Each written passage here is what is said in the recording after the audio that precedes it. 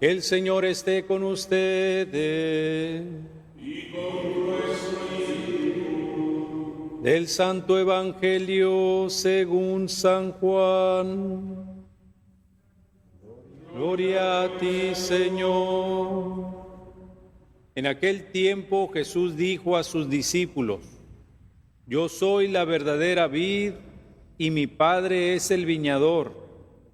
Al sarmiento que no da fruto en mí, Él lo arranca, y al que da fruto lo poda para que dé más fruto. Ustedes ya están purificados por las palabras que les he dicho. Permanezcan en mí y yo en ustedes. Como el sarmiento no puede dar fruto por sí mismo si no permanece en la vid, así tampoco ustedes si no permanecen en mí. Yo soy la vid, ustedes los sarmientos. El que permanece en mí y yo en él, ese da fruto abundante, porque sin mí nada pueden hacer. Al que no permanece en mí, se le echa fuera, como al sarmiento, y se seca. Luego lo recogen, lo arrojan al fuego y arde. Si permanecen en mí y mis palabras permanecen en ustedes, pidan lo que quieran y se les concederá.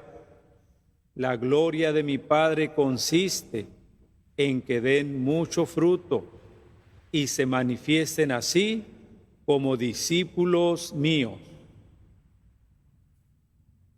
Palabra del Señor.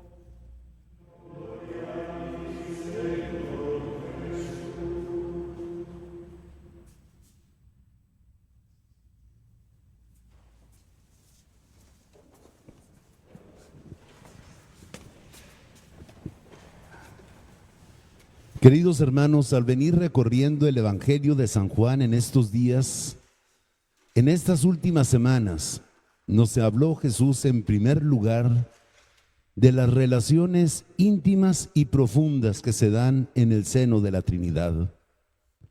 La unidad del Padre con el Hijo en el Espíritu Santo. Dios, decíamos, es uno solo Dios verdadero. Pero nuestro único Dios no es un individuo solitario, sino una comunidad de amor, de tres personas distintas que se aman con un amor fecundo. En estos últimos días hemos estado hablando de la unidad que debe de haber entre Cristo y sus discípulos. Ayer comentábamos, antier, que Jesús nos habla de que nuestra relación con Él debe de ser una relación de amor recíproco. Hemos experimentado el amor con que Cristo nos ama y nosotros debemos corresponder a ese amor que no es un mero sentimiento, sino una opción de vida, una decisión firme que nos exige fidelidad, que nos exige cumplir su palabra. Hoy Jesús nos da un bellísimo ejemplo de lo que significa esa unión entre el Señor y sus discípulos, entre el Señor y la iglesia. Cristo se compara con un árbol, una vid, un árbol común en Galilea, una parra, una viña. Está el tronco, pero del tronco brotan ramas, y de esas ramas se producen y cuelgan los frutos. Cuando una rama está solamente artificialmente unida al tronco, pero la savia del tronco, la savia que viene desde las raíces, no llega a esa rama se marchita y no da fruto. Esa rama ya no está irrigada por la savia que viene desde la raíz de la planta a través del tronco. Esa rama está de más. Esa rama es cortada y echada al fuego. Hay otras ramas que están unidas al tronco, pero su unión es débil. No permiten que la savia corra abundantemente, corra libremente a través de ella. Está viva, produce frutos, pero sus frutos son pequeños y son malos, son amargos, no tienen el sabor dulce que deberían de tener. Esa rama necesita cuidados, cuidados que a veces pueden doler. Esa rama necesita ser podada para que dé mejores frutos. Es una comparación hermosa porque nos habla de la iglesia como algo vivo. No es una sociedad, es algo vivo. Es una comunidad de vida donde existe savia. Ya habíamos hablado en su momento de la iglesia como cuerpo de Cristo. ¿Qué pasa cuando nuestras arterias o nuestras venas están obstruidas y no permiten que la sangre llegue a un determinado órgano? ¿Qué sucede si de repente notamos que nuestros pies se empiezan a ennegrecer o se empiezan a hinchar? Algo está pasando y nos mandan a hacer un ultrasonido de arterias o de venas para ver si lo que sucede es que la sangre no baja del corazón o no puede subir y volver al corazón y se empieza a acumular. Y cuando descubrimos que hay una obstrucción en esa vena, en esa arteria, se pone un extensor, se hace una operación delicada. Un extensor que permita que la vena se dilate, que la arteria se dilate, para que pueda circular de nuevo la sangre. Porque si la sangre del corazón no llega a la pierna se va a gangrenar. Y tarde o temprano tendremos que amputar esa pierna. Y si las venas no llevan la sangre al corazón, también se va a producir un problema, y un problema grave que exigirá medidas drásticas. Es un organismo vivo que exige que la rama esté unida al tronco y que el tronco esté unido a la rama, que el cuerpo esté unido a sus miembros y los miembros estén unidos al cuerpo, y que esa unidad no tenga obstrucciones para que dé fruto y su fruto sea abundante. Jesús nos dice que la unión de las ramas con el tronco es vital, es vital. Una rama que no está verdaderamente unida al tronco no puede dar fruto. Ustedes no pueden hacer nada sin mí. Es una necesidad vital. El cristiano tiene que estar profundamente unido al tronco. De lo contrario, se convierte en una rama muerta de ese árbol hermoso. Un árbol que no da, una rama que no produce frutos. Hermanos, hermanas, a veces nuestra unión con Cristo parece fuerte y profunda. A veces encontramos a lo largo de nuestro camino personas que son sumamente religiosas, rezan mucho, son de misa y comunión diaria, son de rosario diario, pertenecen a varios movimientos de la iglesia. Esperaríamos que si su comunión con Cristo fuera real, dieran buenos frutos. Pero si esa rama, aparentemente muy unida a Cristo, no da frutos buenos, quiere decir que algo está mal.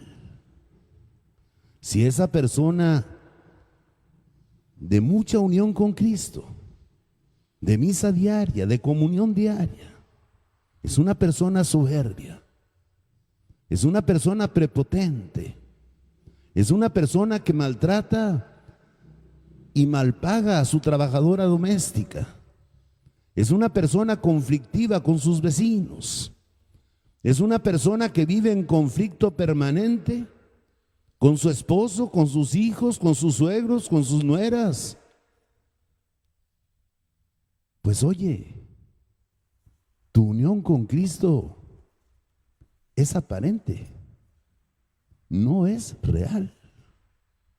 El árbol se conoce por sus frutos, y los frutos que tú estás dando me indican que no estás realmente unido a Cristo. En cambio, otra persona que a lo mejor raras veces vemos en la misa,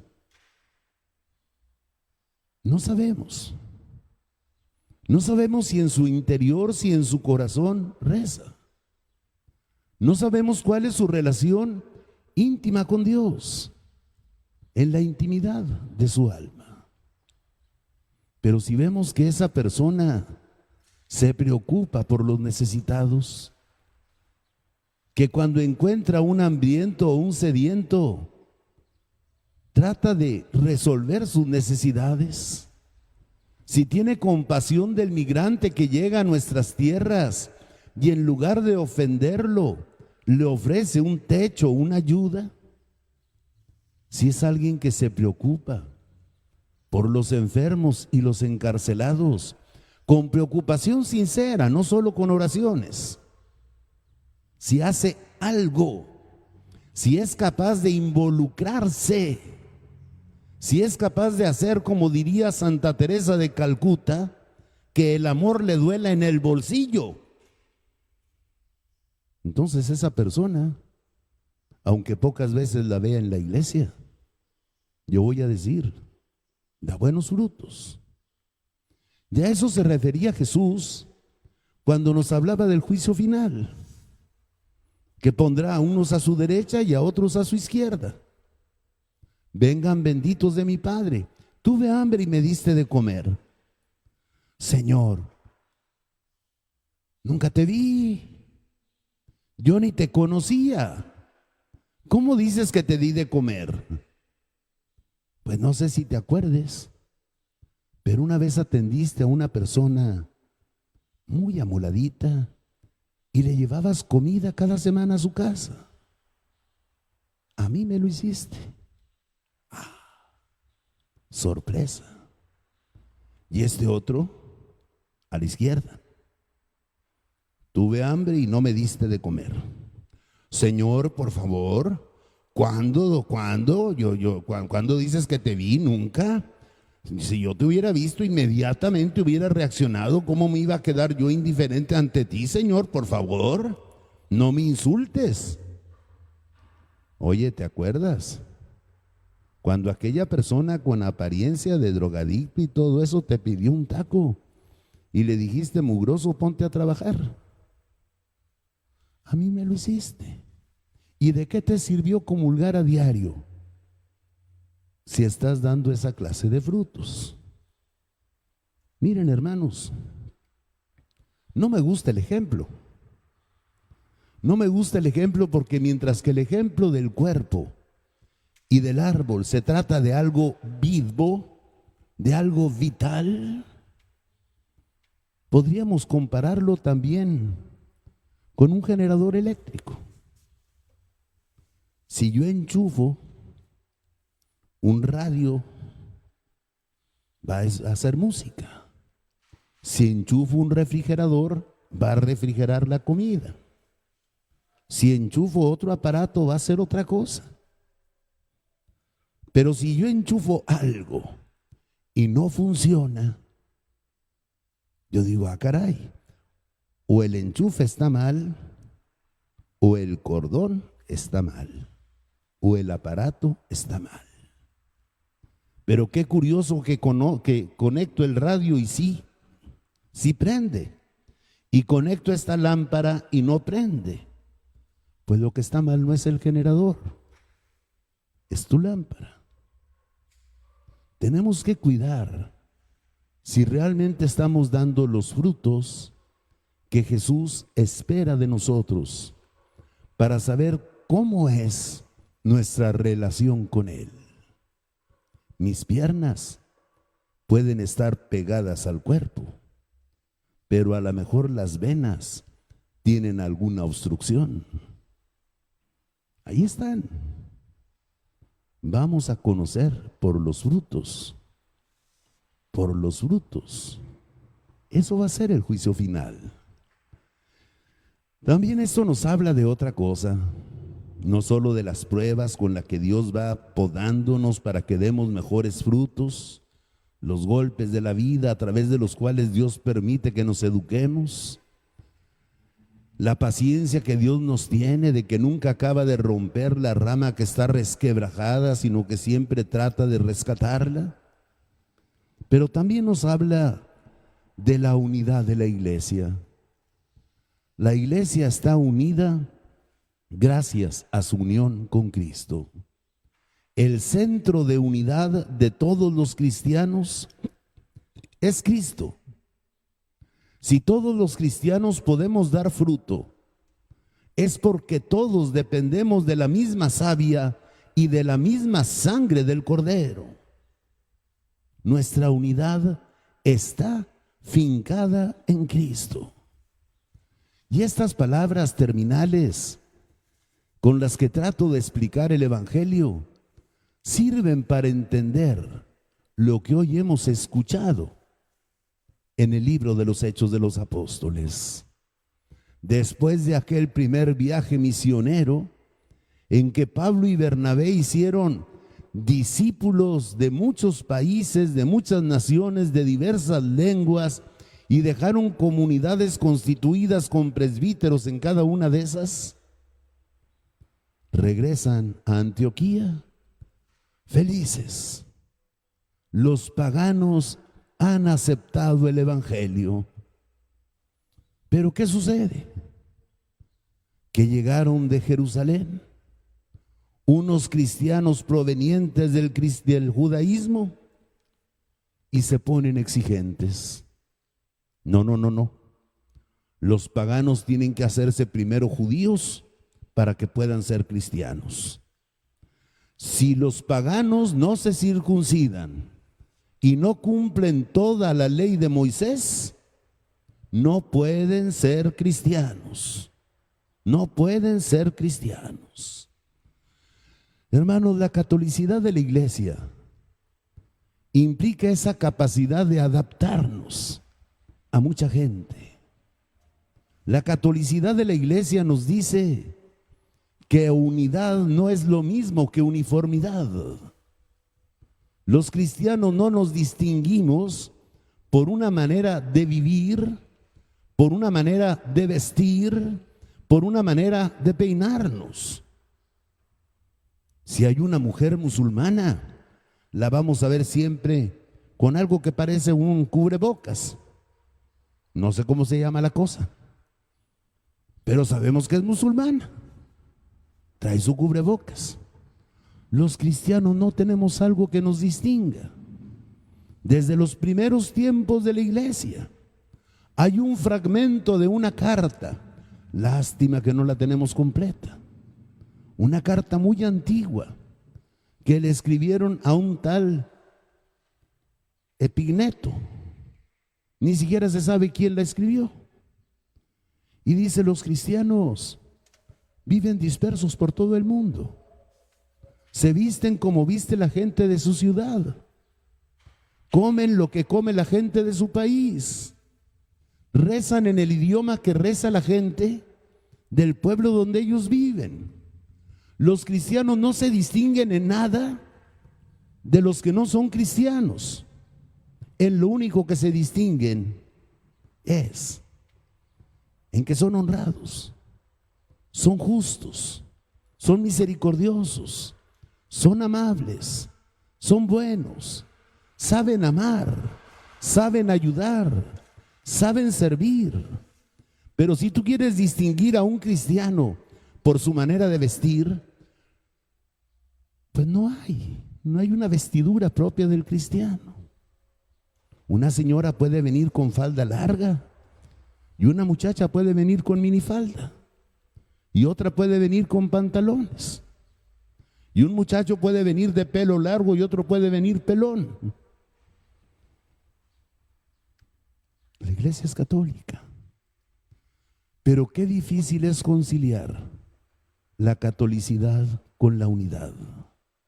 Cuando la iglesia empieza a extenderse, los conflictos empiezan a crecer. Hoy el libro de los Hechos de los Apóstoles nos dice que cuando llegaron aquellos cristianos provenientes del judaísmo y se pusieron a exigir la circuncisión y el cumplimiento de la ley de Moisés, se desató una polémica y ay Dios, no recuerdo las palabras exactas, una violenta discusión, violenta, entre esos cristianos venidos de Jerusalén y Pablo y Bernabé. No fue una discusioncita así nada más de que, no, mira, no estoy de acuerdo. No, habla de una violenta. En la iglesia también hay discusiones. Cuando el Papa vino a México, entre las muchas cosas que nos dijo a los obispos, yo sé que no todos están de acuerdo en todo. Si se tienen que pelear, peléense, pero como hombres, de frente, no por la espalda, no por la espalda, ese es de cobardes. Y como hombres de Dios, que al acabar la discusión sabemos llegar a un consenso y pedirnos perdón. Bueno, se desató esa violenta discusión y entonces dijeron, pues recurramos a los apóstoles. ¿Qué les enseñó Jesús? Y se fueron a Jerusalén. Y allí se convocó al primer concilio en la vida de la iglesia. Un concilio es la reunión de los apóstoles. Es la reunión de los sucesores de los apóstoles en las que se trata de conciliar las diversas posturas, las diversas maneras de pensar. A partir de mañana y pasado mañana escucharemos el desarrollo de ese primer concilio en la iglesia. ¿Cómo es posible conciliar la unidad con la diversidad? La iglesia es una, pero muchos miembros de la iglesia son judíos que toda su vida han vivido en Palestina. Otros son judíos que se criaron en la diáspora. Otros son paganos que se convirtieron al judaísmo, como el etíope. Y ahora hay paganos que sin conocer el Antiguo Testamento se hacen bautizar.